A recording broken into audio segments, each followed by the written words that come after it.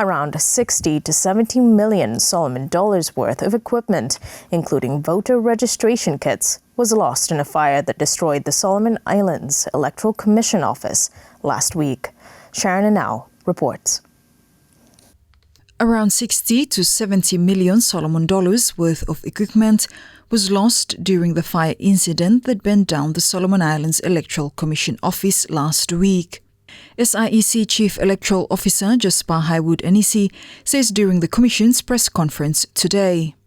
He says voters' registration kits are some of the equipment lost during the fire. We're looking at 60 to 70 million SBD, total costs of equipment that we've lost because we've built equipment from 2013 when we start the biometric system until that loss. We have so around 60 to 70 million.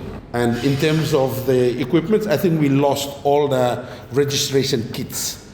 Our registration kit where Mifalasa travel around the province for collecting data, I think we lost all of them. And we lost the server that hosts that data.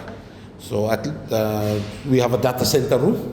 That's where most of the costs come from because we've been building that center for over 13 years and every tool inside now, but we're looking at recovery plan and getting it back on track. Mr. Anisi says despite the incident, they can still conduct elections should the need arise.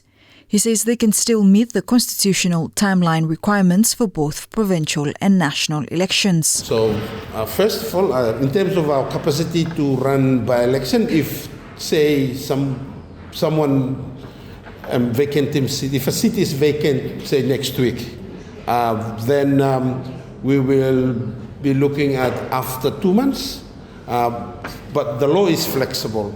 In terms of the national parliament, the commission will call the election date and then you must have a start. So have no time frame osem provincial government assembly and Honora City Council, you have to run elections within 6 months when the seat is vacant.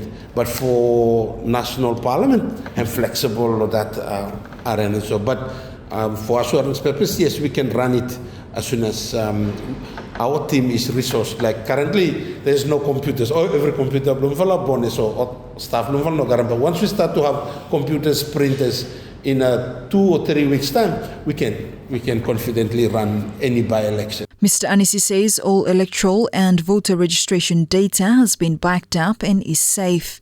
We got this software from a company called Electoral Service International. It's based in Canada, Germany, and Belgium.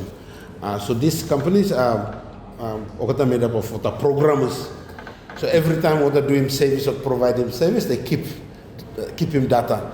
So the software belongs to them, the data belongs to the government, but we need their software to run our data on it. So that's how it works. So time if I take them local time if I signing contract, they provide us their software, just like Microsoft, everyone. And so if I need them software blotter so that we can run data and time. But we have 2 options.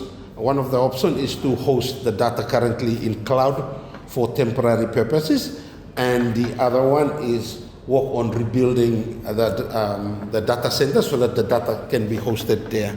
We've we will be talking with ICTSU to see if we can temporarily host the data in one of their servers for now.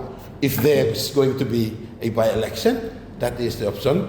I think hosting it in cloud will be quite expensive for us at the moment, but we're looking at working on whatever infrastructure, IT infrastructure available with the government, and then we can use it for now. That is if there is any need for by-election. SIEC is currently relocated to the National Hosting Authority Food Court Complex at the National Stadium Sports Ground. Sharon Nanau, SIBC TV.